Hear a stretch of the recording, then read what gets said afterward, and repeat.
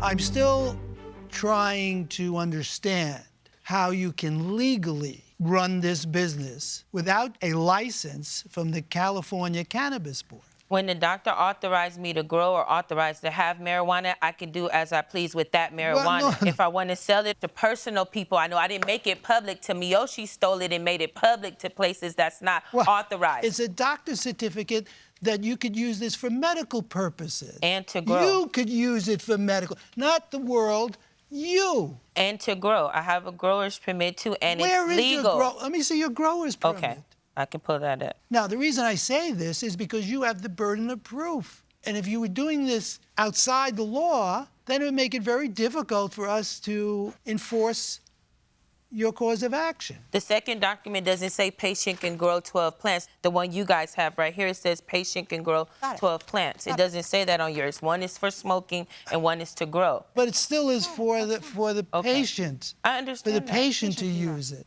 How did you come up with the name Royal Edibles? How did you get that? Because I wanted them to feel like royalty when they ate it. Like to just sit back and feel like a king or queen, like, oh, it was so good. Because I put a lot of product in it to make you relax. So I wanted it to be Do you use royal. your product, by the way?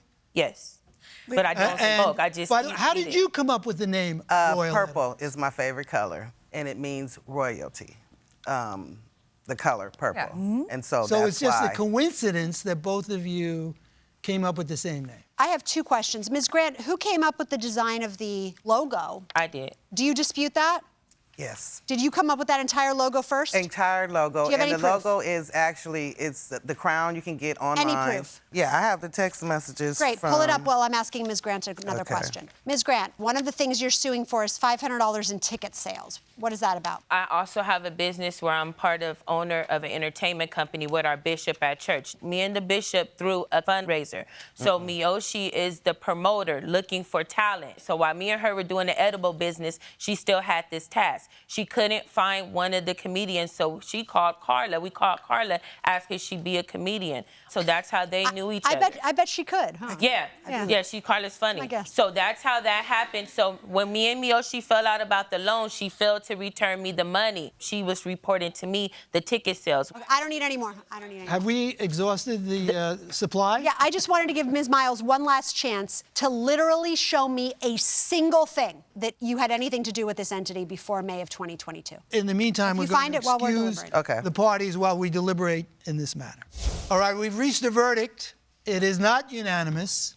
Judge Tawalda and Judge Juarez believe that you, Ms. Grant, have proved your case by a fair preponderance of the evidence. I, on the other hand, did not agree with them. I have concluded that you don't deserve anything.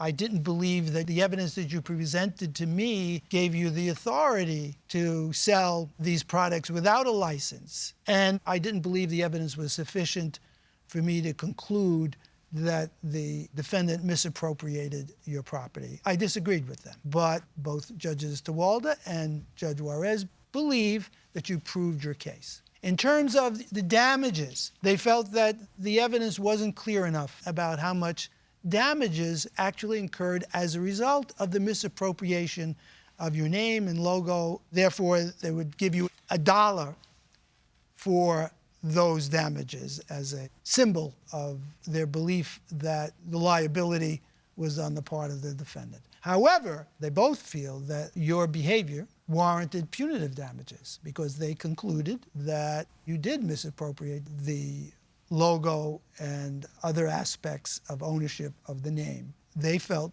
that this warranted punitive damages in the amount of $1,500 plus the $50. As far as the counterclaim is concerned, we all agree that you failed to meet your burden with respect to that. So the verdict is in favor of the plaintiff for $1,551.